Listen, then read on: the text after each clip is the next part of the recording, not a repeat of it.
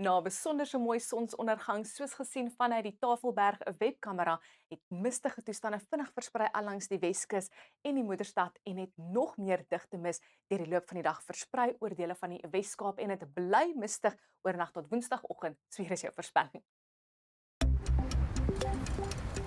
Die weer word met trots aan jou gebring deur Laveld Agrochem. Saam boer ons vooruit.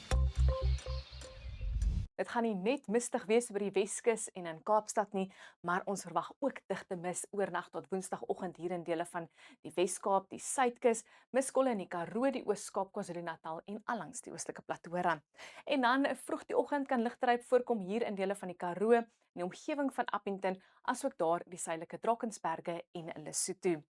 Later gaan dit meestal sonnig wees oor die binneland, maar ons het hierdie hoëdrukstelsel wat meestal wolke en hier en daar 'n ligte reënbui sal instoot vir KwaZulu-Natal se noordelike kus en die laafveld van Limpopo.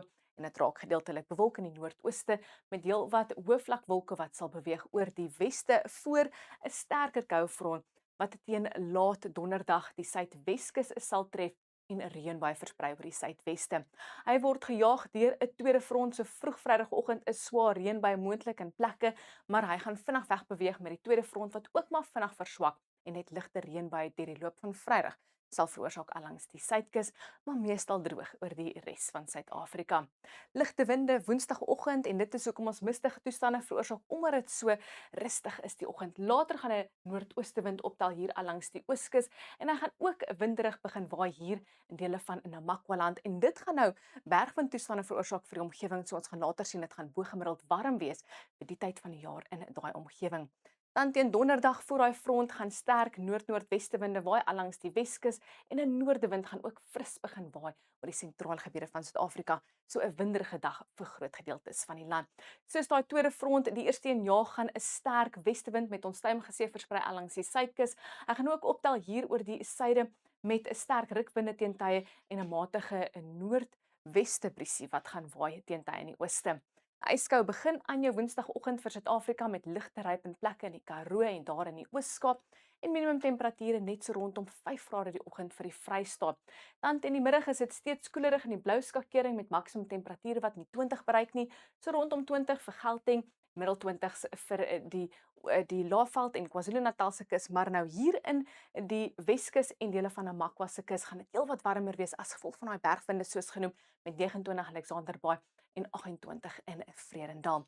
Dan gaan dit weer 'n koue donderdagoggend wees vir Suid-Afrika met minimum temperature wat vinnig gaan daal oornag. Net 'n laag van so 3 in die omgewing van Sutherland, 'n 4 in die omgewing van Bloemfontein en 'n Bethlehem en die oggend so 9 in Johannesburg. Teen donderdagmiddag is dit heelwat kouer hier in die suidweste soos 'n koue front reën bring vir die Weskaap. Is steeds koelerig in die blou skakering, maar nou weer lekker warm daar in die Laagveld en die kus van KwaZulu-Natal. Vrydag gaan nou tweede koue front nog kouer weer versprei oor Suid-Afrika. Vroeg die oggend kan ons sien gaan dit koud wees daar in die Karoo met ligteryp naby aan Sutherland. 'n Minimum temperatuur van net so 11 in Woester. Dit gaan ook nie heelwat warmer raak die middag nie met net so 16 grade, net 9 in Sutherland. Dit is nogals yskoud hier in die blou skakering in dele van die Karoo en die Oos-Kaap as gevolg van daai tweede koue front. Maar ons kan duidelik sien dit gaan lekker baie warm wees in die Laagveld en die Kruger Nasionale Park en die 30 in Skukuza. Wel, dis al van my af onder mooi weer. Geniet die res van jou week.